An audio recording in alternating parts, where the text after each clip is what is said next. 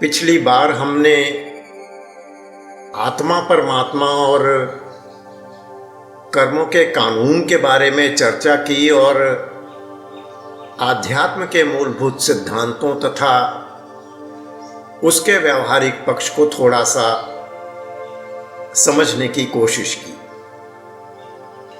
हम आगे बढ़ें इसके पहले मैं यह स्पष्ट करना चाहूँगा कि आत्मा परमात्मा, आवागमन पुनर्जन्म, कर्मों का कानून, प्रवृत्ति तथा कर्मों के अनुसार विभिन्न योनियों में जीवात्मा का भटकाव, ये सब कोई किसी धर्म विशेष के सिद्धांत भर नहीं है। ये सारी की सारी आध्यात्मिक सच्चाइयां हैं। आप चाहे किसी भी धर्म को क्यों न मानने वाले हों, आप चाहे इन सिद्धांतों और सच्चाइयों में विश्वास करते हों या न करते हों, ये सिद्धांत सबके लिए है और बिना किसी भेदभाव या पक्षपात के सभी पर एक समान रूप से लागू होते हैं। मृत्यु के बाद कर्मों का हिसाब किताब होते समय हम यह कहकर इससे नहीं बच सकेंगे कि हम तो इनको मानते ही नहीं थे, तो हम पर यह कैसे थोपी जा सकती हैं। ऐसा तो हमारी यहाँ की अदालतों में भी नहीं होता। हम में से कुछ लोगों को ऐसा भी लग सकता है कि इनमें से ज़्यादातर सिद्धांत तो हिंदू धर्म के सिद्धांत हैं, तो फिर ये किसी अन्य धर्म के मानने वालों पर कैसे लागू हो सकते हैं। पर ये सिद्धांत हिंदू धर्म के सिद्धांत नहीं है, बल्कि सच सिर्फ इतना ही है कि हिंदू धर्म या भारतीय दर्शन को शायद इन आध्यात्मिक सच्चाइयों की थोड़ी अधिक जानकारी है, या फिर ये हिंदू धर्म में अधिक प्रचलित, प्रकट, स्वीकृत या मान्य है। यह ठीक ऐसा ही है जैसे गुरुत्वाकर्षण के सिद्धांत को खोजा सर न्यूटन ने, तो वह लागू सिर्फ ब्रिटेन के निवासियों पर होगा, या यह सिद्धांत सच सिर्फ ग्रेट ब्रिटेन के लोगों के लिए है। जैसे ही आप आध्यात्म की दुनिया में प्रवेश करते हैं, आप सिर्फ एक इंसान होते हैं, एक आत्मा होते हैं, न कि किसी धर्म को मानने वाले या किसी धर्म के अनुयायी। ठीक ऐसे ही जैसे कि अगर हम सभी की आखिरी सच्चाई आत्मा का होना है, तो ऐसा बिल्कुल नहीं हो सकता कि आस्तिक की असलियत तो आत्मा होगी और नास्तिक सिर्फ शरीर भर रह जाएगा, या तो आस्तिक की असलियत भी सिर्फ शरीर होगी या फिर नास्तिक भी आत्मा ही होगा। सच तो फिर भी सच ही रहेगा, आप चाहे उसे माने या न माने। और फिर धर्मों की तरह आध्यात्म को इन सिद्धांतों पर आंख बंद करके हमेशा के लिए भरोसा कर लेने को नहीं कहता, बल्कि आध्यात्म कहता है कि एक अभ्यासी अपनी साधना के दौरान इन्हीं सिद्धांतों की सच्चाइयों को अपनी नजर से खुद देख पाता है। आज हम समझेंगे कि वह परमपिता परमात्मा, हमारी आत्मा जिसकी अंश है, वह है कौन, वह है कहां और हमें मिल कैसे सकता है। हमारी यह आत्मा वापस जाकर किस तरह उसमें समा सकती है। रूहानियत इसका जवाब देते हुए समझाती है कि वह परमात्मा सारी दुनिया जिसे मंदिरों, मस्जिदों, गुरुद्वारों और गिरजाघरों में दुनिया के तमाम धर्म स्थलों, तीर्थ स्थलों, जंगलों और पहाड़ों पर ढूंढ ढूंढ कर थक गई, वह कहीं बाहर नहीं है। अगर वह बाहर कभी किसी को मिल गया होता तो यह खबर शायद रातों रात जंगल में आग की तरह फैल गई होती। आज के जमाने में हर अखबार की हेडलाइन और हर न्यूज़ चैनल की ब्रेकिंग न्यूज़ बन गई होती और फिर चारों ओर सोशल मीडिया के हर प्लेटफॉर्म पर सिर्फ और सिर्फ उसी के प्रकट होने की गूंज सुनाई दे रही होती। लेकिन वह आज तक कभी किसी को कहीं बाहर नहीं मिला। रूहानियत समझाती है कि वह परमात्मा हमारे अपने ही शरीर के भीतर है, हमारी अपनी ही देह है और हमारे अपने ही वजूद के भीतर मौजूद है, हमारे अपने ही मन के पर्दे के पीछे छिपा बैठा है। यह शरीर ही असली हर मंदिर है, उस जीते जागते परमात्मा का असली निवास स्थान है। आज तक जिस किसी को वह मिला है, इस देह के भीतर ही मिला है। आगे भी जिस किसी को वह मिलेगा, इस शरीर के भीतर ही मिलेगा। चूंकि हम अपनी इस देह में रहते हुए अपनी इस देह से बाहर कहीं दूर रचना के किसी और हिस्से में जाकर उसे खोज नहीं सकते, और फिर वह जो भी और जैसा भी है बाहर के इन ज्ञानेंद्रियों से देखा और जाना नहीं जा सकता।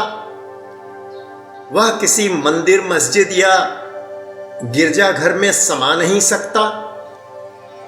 इसलिए उसने अपने मिलने का रास्ता आसान बनाते हुए अपनी बनाई सारी रचना को सूक्ष्म रूप से हमारी इस इंसानी देह के भीतर हमारे मन के पर्दे के पीछे रख दिया है, जहां उस रचना के सबसे ऊपरी हिस्से में वह खुद भी मौजूद है।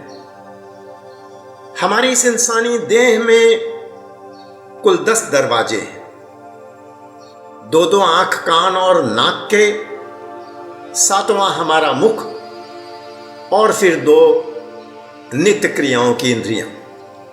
इस तरह कुल 9 दरवाजे बाहरी और एक 10वां दरवाजा हमारे दोनों आंखों के बीच अंदर की तरफ है। हमारे धर्म ग्रंथ इस 10वें दरवाजे को दिव्य चक्षु, शिव नेत्र, सिंगल आई, थर्ड आई ऐसे कई नामों से पुकारते हैं। यही वह जगह है जहां हमारे शरीर में हमारी आत्मा की बैठक है। फिर से सवाल उठता है कि अपनी देह के इस 10वें दरवाजे को, जिसके पीछे ये सारा राज और रहस्य और सारा खजाना छिपा हुआ है, खोजा कैसे जाए, उसमें प्रवेश कैसे किया जाए, परमात्मा से खुद को जोड़ा कैसे जाए। रूहानियत इसका जवाब देते हुए समझाती है कि उस परमपिता परमात्मा को पाने के लिए आंखों के पीछे छिपे इस 10वें दरवाजे में प्रवेश करने के लिए हमें किसी ऐसे जानकार, किसी ऐसे मार्गदर्शक, किसी ऐसे रहनुमा की जरूरत है जिसने खुद यह सफर पूरा कर लिया हो और जो इस रास्ते की ऊंची नीची, टेढ़ी मेढ़ी पगडंडियों से पूरी तरह वाकिफ हो। जो हर कदम पर, पग पग पर हमारी सहायता और हमारी रहनुमाई कर सकता हो। एक बच्चा जब जन्म लेता है तब वह बिल्कुल नादान और कोरा होता है, कुछ नहीं जानता और कुछ भी सीख कर नहीं आया होता। सब कुछ यहीं आकर जानता और सीखता है। उसे कदम कदम पर सहारे और मार्गदर्शन की जरूरत होती है। अपनी उम्र का 1/3 या 1/4 हिस्सा वह स्कूलों और कॉलेजों में बिताता है, तब जाकर वह इस काबिल बन पाता है कि अपने पैरों पर खुद खड़ा हो सके। यहां तक कि अगर आप बड़ी उम्र में भी कुछ नया जानना या सीखना चाहते हैं, तब भी आपको किसी न किसी जानकार के मदद और सहारे की जरूरत होती है। जब हम अपने साथ कुछ सीख कर आए नहीं हैं और सब कुछ यहीं आकर सीखना है, तो सलाह और मार्गदर्शन एक स्वाभाविक जरूरत बन जाती है। और खासकर इस अमल और अभ्यास वाले हिस्से के लिए तो किसी रहनुमा या मार्गदर्शक की जरूरत निश्चय ही है। जैसा कि मैं हमेशा अर्ज करता हूं, हम सबके धर्म अलग अलग हैं, लेकिन हर धर्म की तह में छिपी रूहानियत एक ही है। जब धर्म नहीं थे, रूहानियत तो तब भी थी। बल्कि सारे बड़े धर्मों की शुरुआत इस एक रूहानियत से ही हुई है। फिर धीरे धीरे समय के साथ ये धर्मों में तब्दील हो गए। रूहानियत के 2 हिस्से, एक है उसकी शिक्षा और दूसरा है वास्तविक जीवन में उस शिक्षा पर अमल और अभ्यास। जैसे जैसे रूहानियत से यह अमल और अभ्यास वाला हिस्सा दूर और गायब होता चला जाता है, वे धर्मों में तब्दील होने लगते हैं और उनकी बची खुची शिक्षाएं भी रीति रिवाजों तक सीमित होकर रह जाती हैं। इस तरह यह रूहानियत कोई सोच, कोई विचारधारा, कोई फिलॉसफी या फिर कोई जीवन पद्धति नहीं है, बल्कि रूहानियत तो एक जीता जागता मार्ग है, एक रास्ता है जिस पर चला जा सकता है और चलकर सब कुछ अपनी आंखों से देखा जा सकता है। जिस तरह उस परमात्मा ने इस दुनिया का सारा कामकाज करने के लिए हम सबको आंख, कान, नाक वगैरह बख्शे हैं, ठीक इसी तरह खुद को पाने और खुद तक पहुंचने के लिए इस 10वें दरवाजे या तीसरी आंख के रूप में रूहानियत का यह रास्ता हम सब के भीतर रखा है, जिस पर चलकर हम में से कोई भी उसे पा सकता है। इस तरह अगर रूहानियत धर्म भी है तो वह परमात्मा का धर्म है और सबके लिए है। बाकी सारे धर्म हमारे अपने बनाए हुए हैं। जहां हमारे अपने बनाए धर्मों का दायरा खत्म होता है, वहां से रूहानियत की शुरुआत होती है। तो रूहानियत और धर्म में कोई झगड़ा है ही नहीं।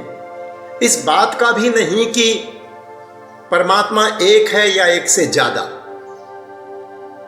अगर हम अपने खुद के धर्म ग्रंथों को भी ठीक से पढ़ें और समझें, तो हमें पता लगने लगता है कि वह परमात्मा जिसे हम पुकारते, चाहे किसी भी नाम से हों, लेकिन हम माने या न माने, हमें अच्छा लगे या न लगे, सच तो यही है कि हम सब का वह एक ही है।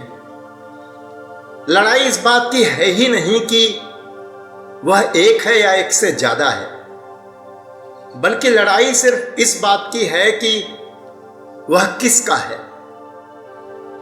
कम से कम अपने नाम पर लड़ने वालों में से तो वह किसी का भी होना मंजूर नहीं कर सकता। और फिर वह किसका है, इसका फैसला किसके हाथ में है, उसके या हमारे?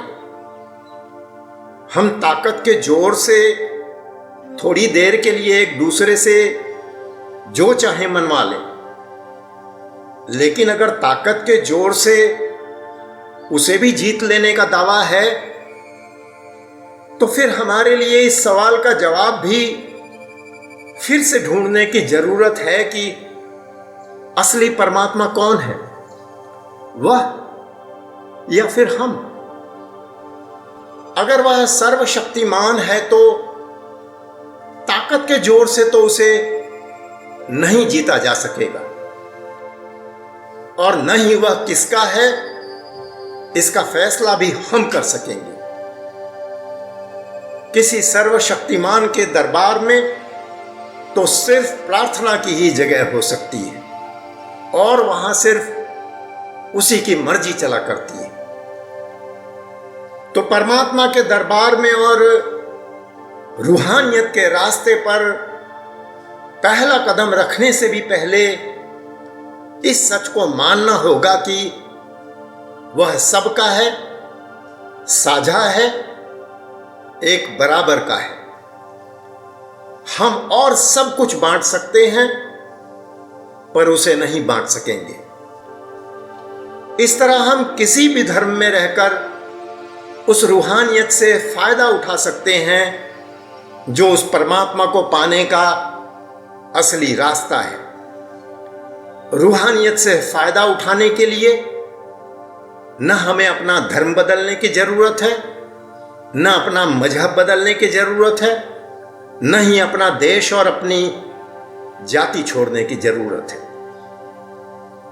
अगली बार हम उन दो बड़े और मूल अवरोधों को समझने की कोशिश करेंगे जिनकी वजह से हमारी आत्मा इस दुनिया के विषयों तथा उसके पदार्थों से बंधी रहकर जन्म मरण और सुख दुख के कुचक्र में निरंतर उलझी रहती है। साथ ही हम यह भी समझने की कोशिश करेंगे कि किस तरह हम इन अवरोधों को दूर कर अपने परमार्थ का रास्ता और आसान बना सकते हैं।